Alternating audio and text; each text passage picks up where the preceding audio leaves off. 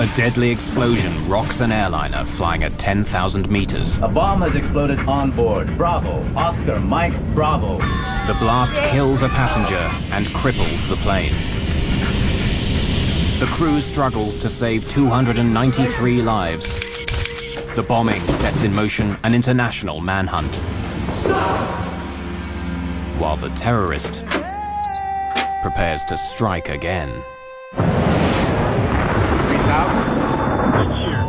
We're not getting any oxygen. We have the terrain alarm. Even Tower Aero Peru 603. We are in an emergency.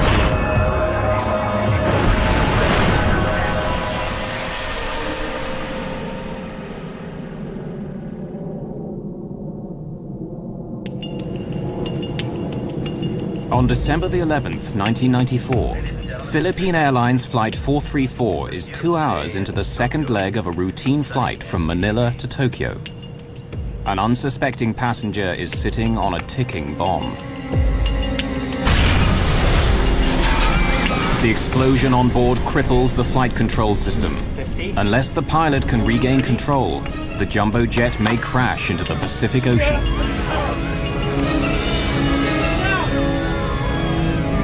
This is Philippine Airlines 434. A bomb has exploded on board. Bravo. Oscar, Mike, Bravo. The bombing is a frightening new development by a terrorist on the cutting edge of science. The way that the timing device was hidden inside the Casio watch just made the whole thing very concealable and very worrisome. But this is more than the hunt for a terrorist bomber. This is a story of how investigators make a shocking discovery. The explosion on PAL 434 is only a test for an attack on American carriers, an attack that would dwarf every other terrorist atrocity at the time.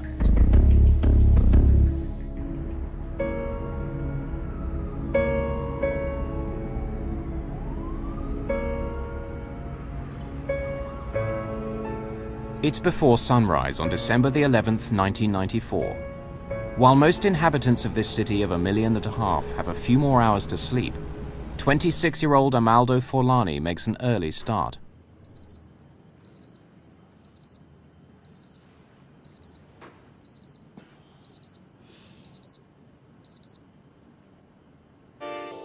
Forlani is not his real name. It's the alias he's chosen for today's mission. He's actually from Pakistan, not Italy. He is putting his latest invention through an important test. Everything must go like clockwork. In his line of work, there's no room for error. He is a highly skilled terrorist bomb builder.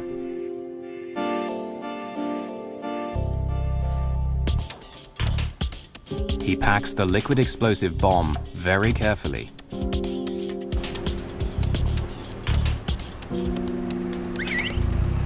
From his apartment downtown, it takes less than 30 minutes to get to the airport.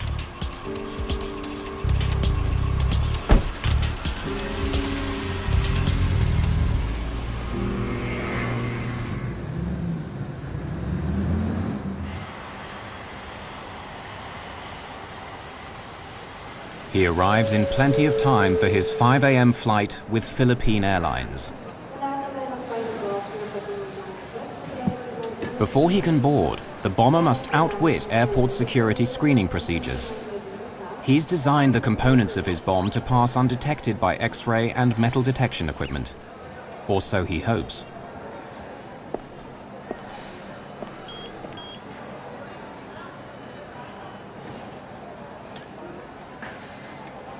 He bought the ticket as Amaldo Forlani. He's a skilled forger, and he has made himself a fake Italian passport with that identity. If his cover is blown, his career as a globe-trotting terrorist is over.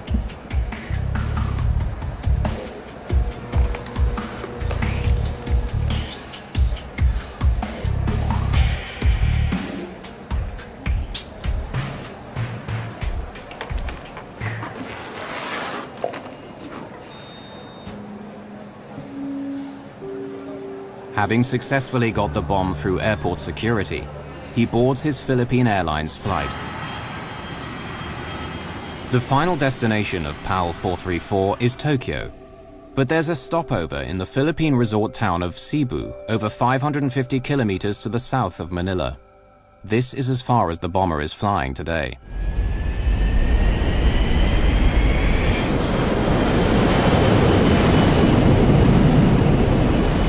That's 10,000 feet, and weather's still looking clear. Thanks, Dex. I'm engaging autopilot.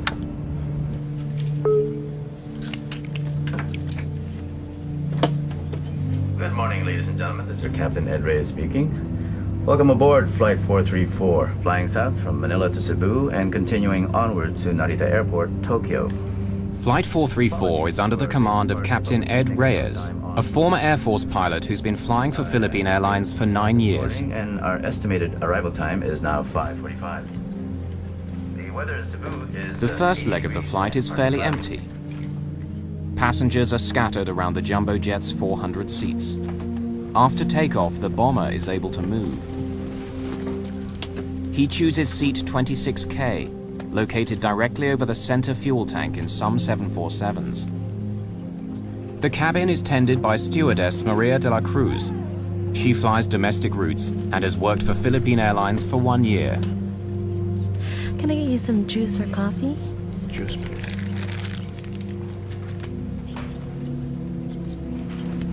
Now the bomber must find a vacant lavatory to assemble the explosive device. Arming the bomb only takes minutes, but requires total concentration.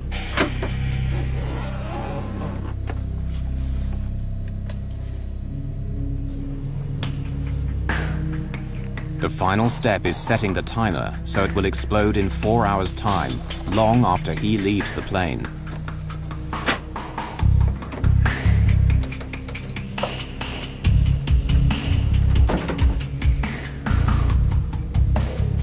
He hides the bomb in the life jacket pocket underneath his seat.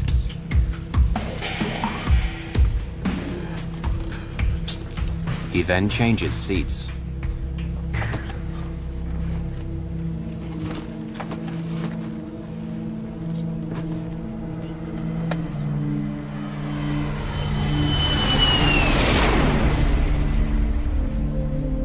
When she returns, Maria de la Cruz notices that the roving passenger has moved seats again. She will remember that he left his breakfast untouched, and that the rest of the flight passed uneventfully.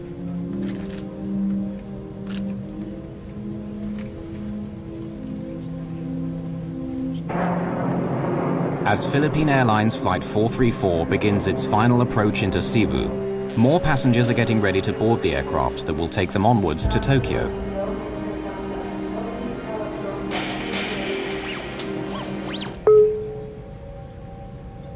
Cabin crew, prepare for landing. Cabin doors to automatic.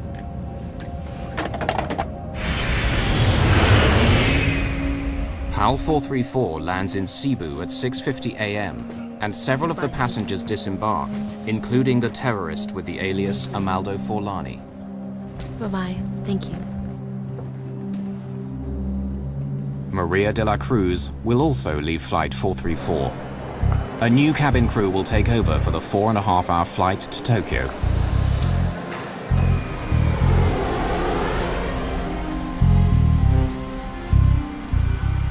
"256 new passengers board the 747 that arrived from Manila.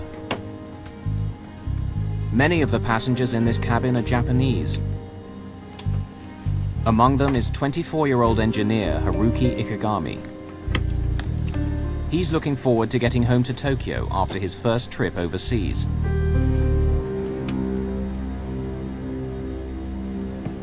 Airport congestion delays the departure by 38 minutes, but the timer on the bomb under seat 26K continues to tick.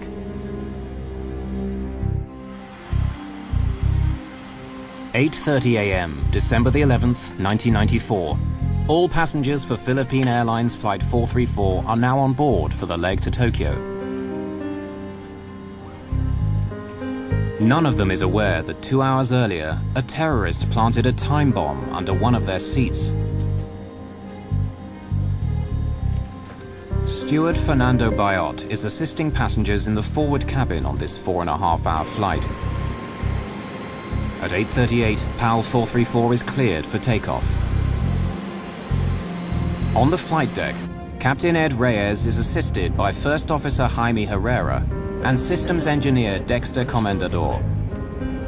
Reyes and Comendador are both former Air Force pilots.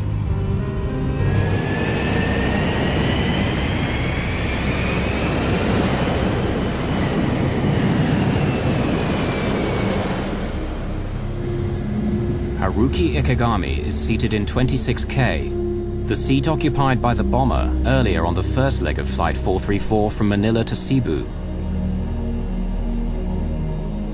Several passengers in this cabin are co-workers, traveling with a Japanese tour group, including Keisuke Aoki and Masaharu Mochizuki. After takeoff, everything seemed normal.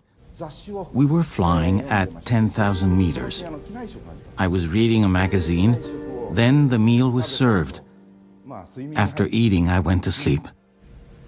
31-year-old Yukihiko Usui stayed up all night on the last day of his trip, and he's ready to nap after breakfast. He's sitting in row 27, one row behind the seat vacated by the bomber 4 hours earlier. Ladies and gentlemen, this is your captain speaking. It's a beautiful day in Tokyo, sunny and 26 degrees. I expect we'll be landing at Narita Airport in 2 hours' time. 2 hours into the flight, PAL 434 is cruising on autopilot 10,000 meters above Minami Daito Island, southern Japan. To ease the pilot's workload, the autopilot remains on throughout the flight, keeping the aircraft on a constant heading and altitude.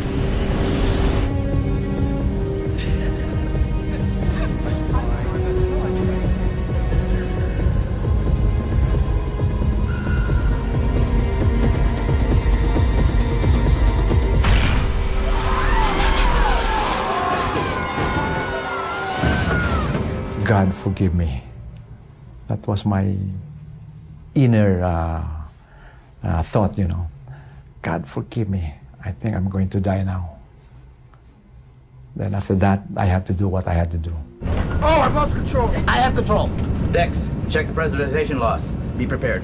Checking QRH for... Although the autopilot instantly corrects the aircraft's bank to the right, the effect of the blast is far from over. There was a loud bang which woke me up. I could feel the plane expanding from the pressure. I saw smoke as well as debris falling like powder. Ladies and gentlemen, please stay in your seat.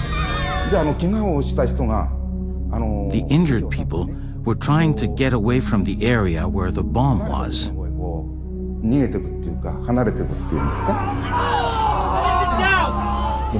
down. I stood up and saw that a lot of people were bleeding. I thought my life was over. Stay in your seat, please. The cabin crew's first priority is to stop passengers leaving their seats. Yukihiko Usui is sitting in the row directly behind the explosion. Both his legs are badly wounded. Steward Fernando Bayot moves him away from the blast site.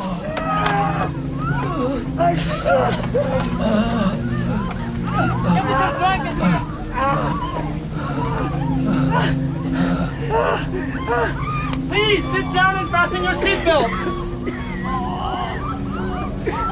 Bayot now turns his attention to Haruki Ikegami. He has been swallowed by the smoking hole where seat 26K used to be. I saw this man, only his head and his arms were peering out of the hole, so I tried to pull him out. After the struggle to lift him out, Bayot realizes that part of the lower half of Ikegami's body is missing.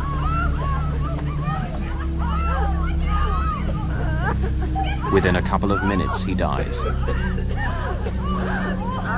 The cabin crew do not want Ikegami's death to panic passengers, so they pretend to minister to him. Bayot then reports to the captain. Oh, Captain. Okay? Keep the passengers calm. Make sure they stay in their seats. There's been an explosion in row 26. One dead and several injured, and the cabin's full of smoke. There's a hole in the floor. Go inspect the damage, Dex. Yes, sir. Reyes' first concern is that the blast could make a hole in the aircraft's skin. This would lead to sudden depressurization in the cabin and necessitate an emergency descent. There was a huge gaping hole beside her, and if a small tear in the skin of the aircraft was, if there were a hole there, it most probably would open up and then pull us out of the aircraft. When I saw that there was no damage to the outer skin, I went up and reported to the captain. Well, we assumed that the pressurization system would hold. Immediately after the explosion, the co-pilot's steering wheel slams to the right, and the aircraft banks in the same direction. The autopilot immediately corrects the deviation, but soon Reyes discovers that the autopilot steering system is another victim of the blast. Then I said, okay, I'm going to try to turn the airplane using the autopilot, but there was no reaction, whether I tried it to make it go down or up, or left and right turns, no reaction. I said, now we have a problem. This is not Reyes' only problem. In the cabin, one of the injured passengers needs urgent medical attention. Tokyo is still 2.5 hours away, and Reyes decides to try and land at Naha Airport on the island of Okinawa, located 74 kilometers to the west. He orders the co-pilot to make a Mayday call. Yes, sir. Naha, PAL 434, heavy declaring emergency. Explosion on board. We have casualties. Requesting emergency landing at Naha. We will need full emergency services on landing. PAL 434, Naha, please repeat. Say again. Naha, PAL 434, heavy declaring emergency. Explosion on board. We have casualties. Request emergency landing at Naha. We will need full emergency Getting the Japanese air traffic controller to understand the emergency proves to be difficult. Naha, Naha, Naha. This is Philippine Airlines 434, flight level 330. A bomb has exploded on board. Bravo, Oscar, Mike, Bravo. Bomb explosion. Request emergency landing at Naha. And there was silence. Then the controller came in, another controller, an American. Okay, Philippine 434, I'm taking over. The American air traffic controller is from an American base on Okinawa. Turn left, heading. No, I shot back. We cannot turn at this moment yet. We will tell you when we are starting to turn towards Naha. We have problems with our flight controls. Ladies and gentlemen, this is your captain speaking. We will be making an early landing at Naha Airport in Okinawa. We'll be landing as soon as possible, so please remain in your seat with your seatbelt fastened. But landing at Naha is easier said than done. The autopilot is not responding to any of Reyes' commands, and PAL 434 is heading straight past Okinawa. Reyes must find a way to steer if he is to have any chance of landing safely. But disengaging the autopilot might result in losing what minimal control he still has over the aircraft. Okay. Let's keep the seatbelt sign on. When we disengage the autopilot, we might lose control, so be ready. Since the autopilot won't react to any inputs that I make, I was scared if I disengage the autopilot, the aircraft might make a sudden bang to the right that we might not be able to control. At the count of 3, I'll disengage. 1, 2, 3.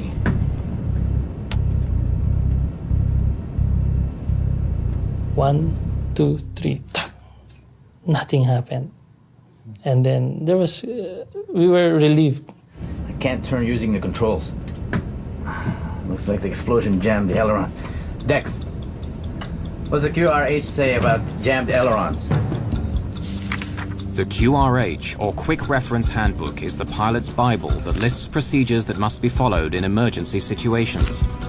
Jammed flight controls. Use maximum force possible, including both pilots if required. Okay. Let's force it. Reyes tries brute force to activate the ailerons, the panels on each wing which turn the aircraft. Since the explosion, he can only fly straight. Not getting anything from that ailerons. Can't get off this heading. Okay, re-engage the autopilot while I work out our options. It's taking much longer to land than was announced. We were told it would only be 20 minutes, but it was really 1 hour before we landed. It was very frightening. Although they survived the bombing, passengers are now getting anxious about landing safely at Naha Airport. Since there was so much time before landing, I started writing a will. I wrote the will to my son, telling him to be strong. As PAL 434 looks like missing Naha Airport, Reyes comes up with another plan. We gotta turn. We'll have to use differential power. Disengage auto throttle. Pull back 3 and 4. Captain Reyes increases thrust to the engines on the left-hand side of the plane and reduces power to the engines on the right. Very slowly, the aircraft starts to circle right. He then lowers his speed to make a smaller radius turn. With guidance from air traffic control, Reyes hopes that the maneuver will eventually line up with the runway at Naha. So while we were descending on low speed, I tried to test the flight controls, and there are some little reactions. The elevator is beginning to respond. Dex. The elevator is a control that makes the plane ascend and descend. 250 knots. Flaps 1 on speed. In order to land safely, Reyes will need at least minimal control over the elevator and rudder. As PAL 434 nears Naha, he continues to reduce his airspeed. Flaps 10. Flaps 10 set. Speed 225. Okay, she's turning. Sir, if we reduce our weight, we will be able to reduce our approach and landing speeds. Suggest we dump fuel. Oh, sige. Magaling. Reyes orders the systems engineer to dump 36 tons of fuel. 5 minutes, 20,000 pounds. Less fuel means less strain on landing gear and brakes at touchdown. Check.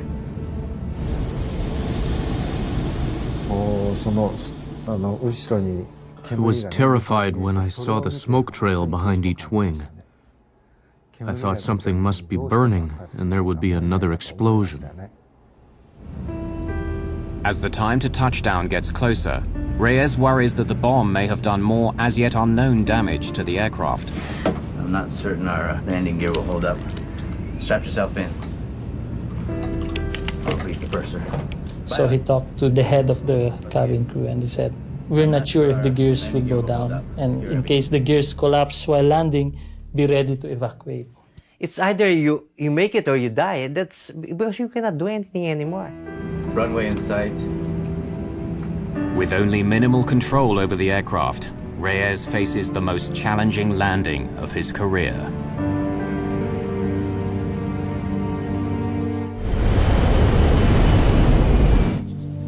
"10,000 meters above the Pacific Ocean on a flight from the Philippines to Tokyo, a terrorist bomb cripples the flight controls of a jumbo jet. As PAL 434 starts its final approach, the 292 people on board are pinning their hopes of survival on the skill of Captain Ed Reyes. I know everybody was scared. We are all scared. I know that. Gear down. The gears were supposed to come down a few seconds, but that was the longest second. Because we were waiting for the greens to come on. Take a long time. It took a long time. It was a long few seconds until when it locked. 3 green, sir. Okay. I'm disconnecting the autopilot and landing manually, okay? Dex, monitor my descent rate, call altitude and speed. Flaps 30. Okay, 500 feet on course. Flaps 30 set. Help me with the elevator. When I say push, I want you to push. Okay, 200 slightly left. Correcting. Push. 100. 50. 30.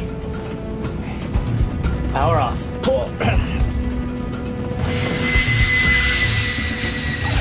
Your last command was pull. Yeah, my last command was pull.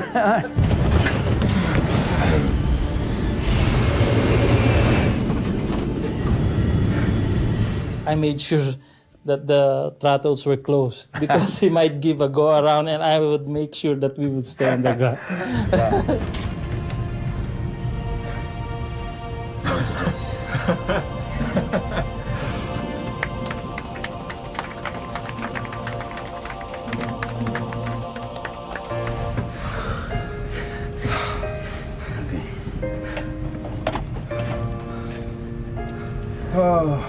Ladies and gentlemen, this is the captain speaking. We'd like to thank you for your cooperation and your patience. Emergency crews are on their way. We'll try and get you out of here as soon as possible. Thank you.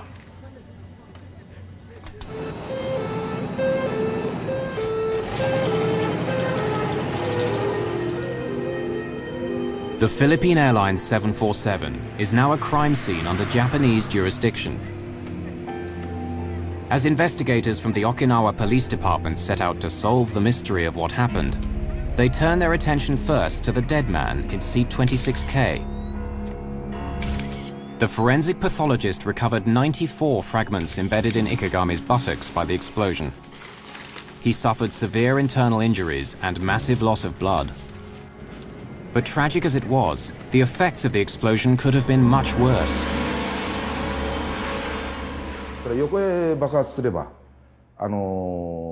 the explosion had been sideways, it would have blown a hole in the plane and caused an air pressure problem. In a sense, it was good that the blast was vertical. But we have to remember the victim. He died to save the rest of us. Ikegami's body bore the brunt of the upward blast, but the explosion severed the steel cables in the ceiling that control the rudder and elevator. The charge also severed the co-pilot's control cable to the right aileron, one of the control surfaces on the wing which make an aircraft bank and turn. The downward force blew a hole in the floor and could have ignited the vapors in the center fuel tank, creating a catastrophic explosion. But by chance, on December the 11th, seat 26K was not located above the tank. Fortunately for us, we took a different version, the SAS version of the 747 that day, and that specific seat for that version was 2 seats forward of the center tank. The Okinawa forensic investigators immediately start work collecting evidence from the bomb site. They begin with the largest fragments of debris and then systematically work down until the smallest particles are retrieved by vacuum cleaner.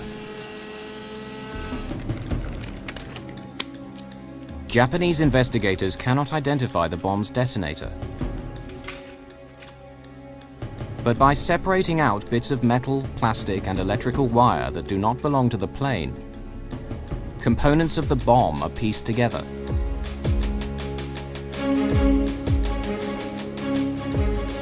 One forensic investigator is able to identify the bomb's timer.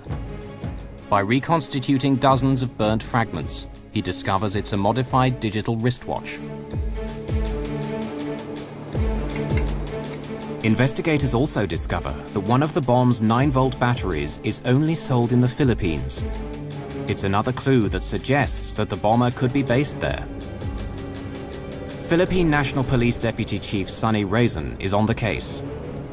In the later part of 1994, we already started to receive information, intelligence reports, that there were Middle Eastern personalities that were here already in the Philippines. On the night of January the 6th, 1995, almost 4 weeks after the bombing of PAL 434, the Philippine police get a lucky break. In his Manila apartment, the PAL 434 bomber has enlisted the help of an accomplice to mass-produce his new undetectable bomb.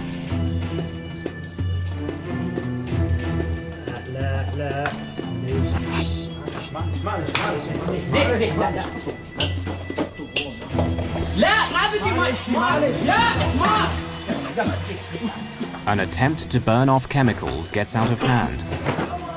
Acrid-smelling smoke spills out of the apartment. It attracts the attention of the doorman, who comes to investigate. What's going on? Sorry. We playing with some fireworks, but it's okay. We put them out and we have all the windows open inside and we keep the door closed. It'll be fine, okay? You all open the door. No, if we open the door, the smoke comes in the hallway. You keep it closed to go out the window, okay? It's okay. It's okay. Until the smoke dissipates, the bombers decide to wait outside the apartment. The doorman isn't convinced by their playing with fireworks story. and he calls the fire department and the police.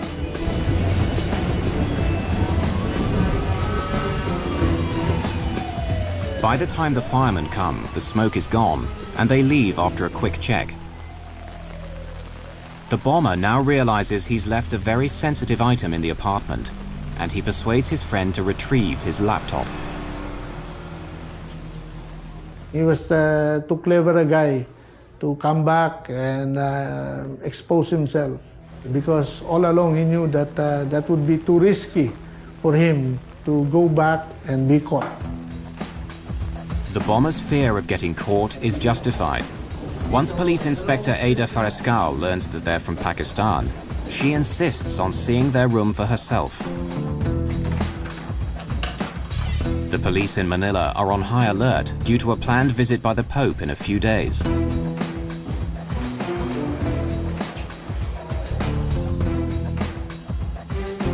What Inspector Farescal finds confirms her worst fears about the intentions of the tenants.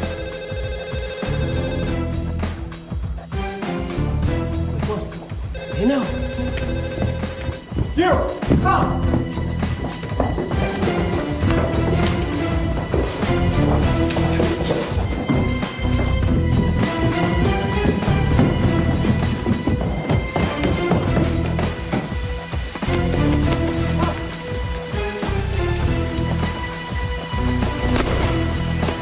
The shot distracts the apprentice and he trips over a fallen palm tree.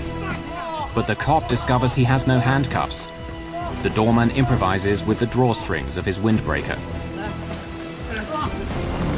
In the meantime, the bomber vanishes. One of the first senior officers to arrive at his apartment is Sonny Raisin. Incident at Doña Josefa apartment was the breakthrough in opening our eyes that the Al-Qaeda terrorist cell was already operating here in the Philippines. The Philippine National Police know they've stumbled onto something big, and they inform Interpol, Scotland Yard, and the FBI. When news of the raid reaches the Joint Terrorism Task Force in New York, it immediately grabs the attention of FBI Special Agent Frank Pellegrino. For 2 years, he has been hunting a terrorist called Ramzi Youssef, and it looks as if this might be his man. Well, he was always our focus since '93. I mean, at the time, that was he was the biggest fugitive around. As Philippine police comb through the apartment, they begin to find more evidence tying Youssef to the bombing of PAL 434.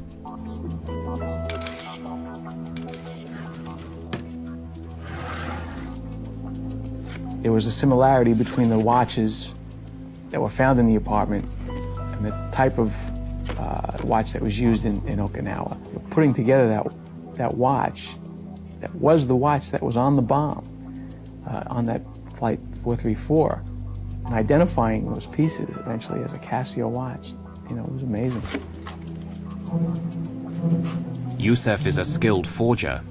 Investigators find several identification cards bearing various names, and photos in each of which he looks quite different. One ID card is of particular interest. So, almost as a dig to us, the ID card used the First World Trade Center bombing date as the date that the card was issued. So we knew right away it was Youssef that had been in the apartment.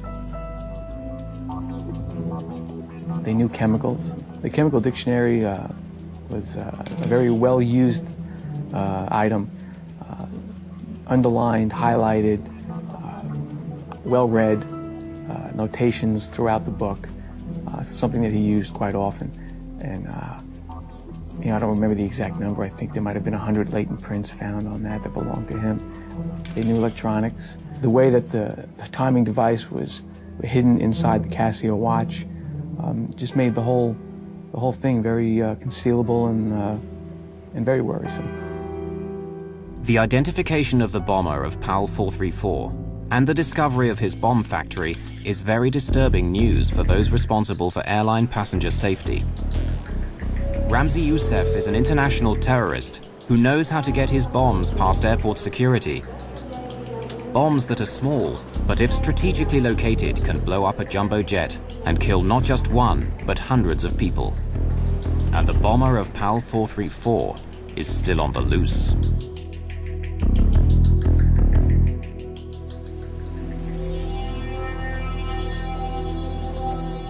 The Philippine National Police have stumbled on the hideout of an international terrorist. The FBI identify him as Ramzi Youssef. Evidence that Amaldo Forlani, the man who planted the bomb on PAL 434, is the same person as Ramzi Youssef, comes from the travel agent who sold him the Philippine Airlines ticket.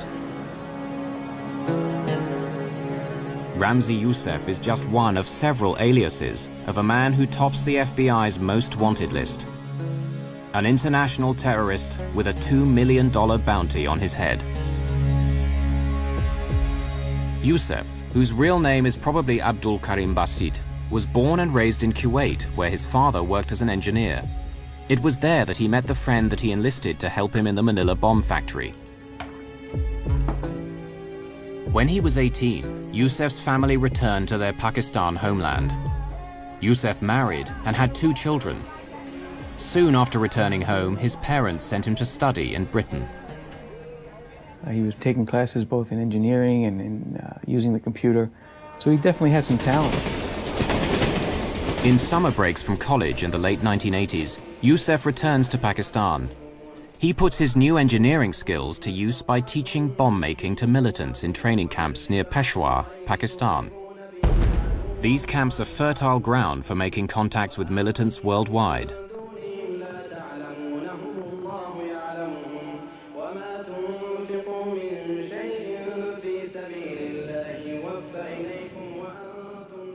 In September 1992, Youssef flies from Pakistan to New York to prepare for a major terrorist attack. On arrival at JFK, he presents a fake Iraqi passport and asks for political asylum from Saddam Hussein. The ploy works and he's allowed to enter the country. 6 months later, on February 26, 1993, one of the largest homemade bombs in American history explodes in the garage below the World Trade Center, killing 6 people, injuring hundreds, and causing $500 million worth of damage. That night, Youssef is on a plane back to his home in Pakistan. He was an action figure. He wanted to keep doing things. He wasn't happy with the one success he had. 18 months after the World Trade Center attack, Youssef flies to Manila to fine-tune the bomb that he plants on PAL 434. According to Sunny Razan, the Philippine capital suits him. Ramzi Youssef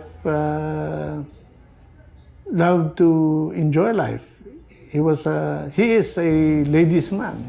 He associated himself with a lot of girlfriends, and he liked to party. He also drank a lot, see, and he enjoyed the life. Terrorists, they are your normal day-to-day people, the guy next door. After the bombing of PAL 434, Youssef arranges for his childhood friend Abdul Hakim Murad to assist him in Manila. But on January the 6th, 1995, 2 weeks after his arrival, Murad is arrested and sent to the Philippine police headquarters for interrogation. It took 67 days to extract the details of how Youssef planted the bomb. My impressions of him was that he was strong-willed, he was determined. Initially, he did not break down in questioning. And it was only when the FBI team that came in and provided us with additional information or pieces of the puzzle that we did not have, that he started to talk. Tiny chemical traces of the explosive were found on PAL 434, and Murad eventually admits that Youssef uses liquid nitroglycerin that he's stabilized and concealed in a bottle of contact lens solution.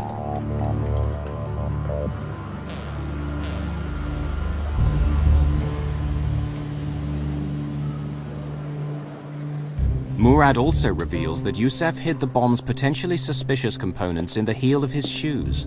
Most airport security systems only detect metal above the ankles. I bet you he was cool as could be.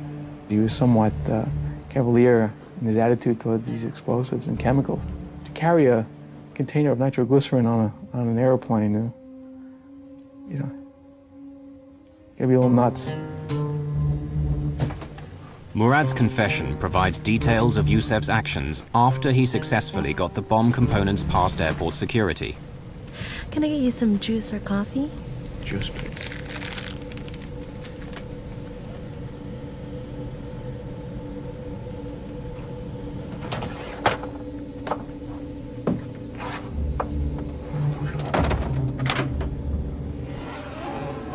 Yusef designed the device so the innocent-looking components can be quickly transformed into a lethal bomb.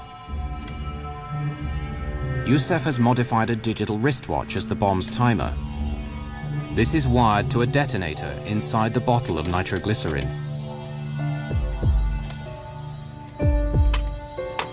Two 9-volt batteries provide an additional electric charge to the exposed filament of a light bulb that will spark the explosion.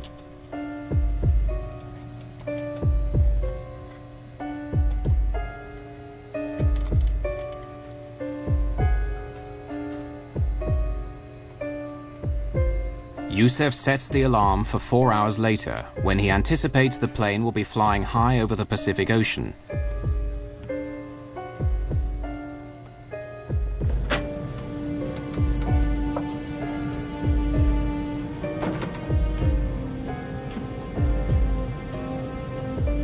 Yusef plants the bomb in a life vest pouch under his seat, a place ground crews are unlikely to inspect during the stopover in Cebu.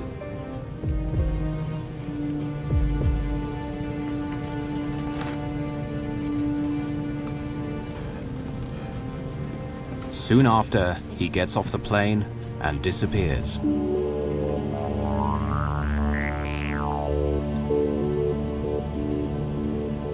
4 hours later, the time bomb under seat 26K awakes the airline industry to a new kind of terrorism.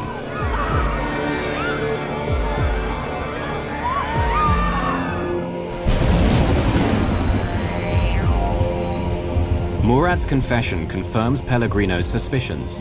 This is just the kind of sophisticated plot he has come to expect from Ramzi Yusef. But Pellegrino is still shocked by what Murad says next. PAL 434 was only a test, a dry run for a much larger terrorist plot that will kill thousands of airline passengers. A highly skilled terrorist, Ramzi Yusef, has already set off a new type of bomb on an aircraft. Now the FBI discovers Yusef wants to blow up more planes. And he continues to evade capture. FBI investigators find evidence of Yusef's meticulous planning on secret files on the laptop that he so desperately wanted his accomplice to retrieve. On the laptop computer found in the Josefa apartment building was a file which laid out a plan for 5 individuals, using code names, individuals not mentioned on the plan, to board about 3 planes each, 2 planes, a couple of people had 3 planes, planting bombs on the planes, and then returning back to their home. Hoping when they planted the bombs and with the timing devices, if everything went well, all bombs would go off within about a 6-hour time period. Any more than one would have been an airline disaster.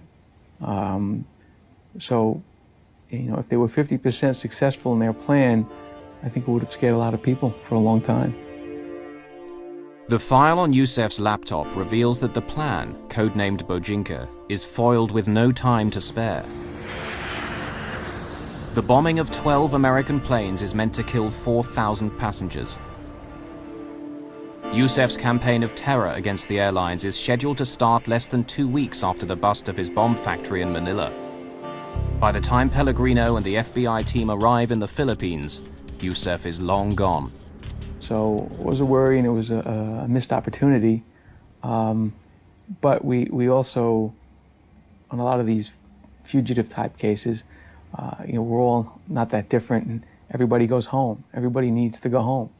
And so the investigation again would focus back to Pakistan. The FBI immediately begin a publicity campaign in Pakistan, promoting their $2 million reward for assistance in arresting Yusuf. The strategy works. Yusuf's latest recruit for yet another airline bombing blows the whistle.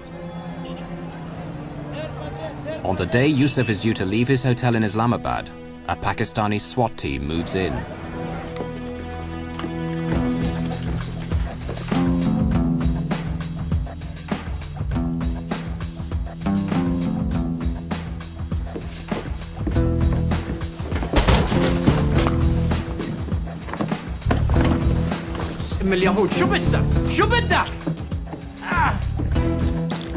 In Yusuf's room are Delta and United Airlines flight schedules, as well as bomb components hidden in children's toys.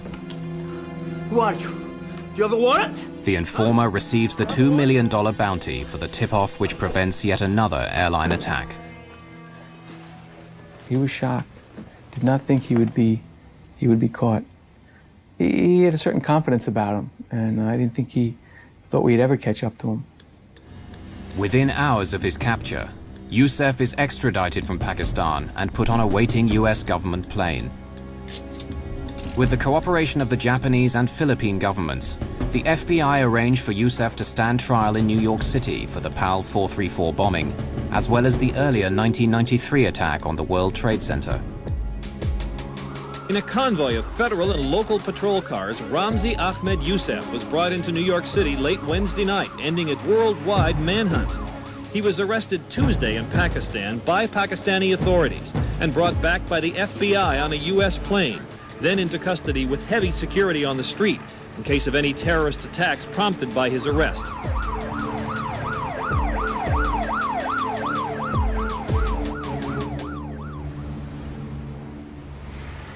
At his trial a year later in New York's Southern District Court, Yusuf decides to handle his own defense against the advice of the judge. He performs better than expected, but he is found guilty on all charges related to the bombing of PAL 434 and conspiring to bomb 12 American passenger planes. Yusuf is also found guilty in a second trial for the World Trade Center bombing. In his final summing up, Yusuf justifies his actions. Yes, I am a terrorist and proud of it.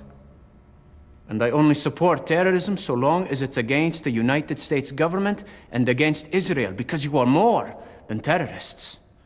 Although Pakistani, Yusuf describes himself as Palestinian by choice. And he justifies the PAL 434 and World Trade Center bombings as punishment for a US foreign policy that favors Israel over Palestine. And hypocrites! For both crimes, he's sentenced to 240 years in prison. The judge recommends solitary confinement for life in the most secure prison in the United States, located in Florence, Colorado.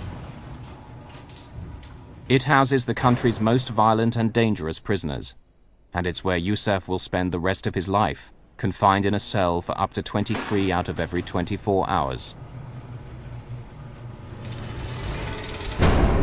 We cannot afford to just sit down and count our victories with the arrest of Ramzi Yusuf. Somebody else has already replaced him, and somebody else is already thinking of how to circumvent these security measures that we've put up. In the year following Yusuf's attack on PAL 434, the Federal Aviation Administration certified a machine to detect explosives. Not one American carrier bought it. Only after 9/11 was a law passed that required US airports to deploy explosive detection systems. But the most reliable models are expensive or too slow and still not widely employed. Well, they were the old saying that we have to be right 100% of the time. Terrorists only has to be right once. Although there hasn't been a successful airliner bombing since PAL 434, those who forget the past may be destined to revisit it.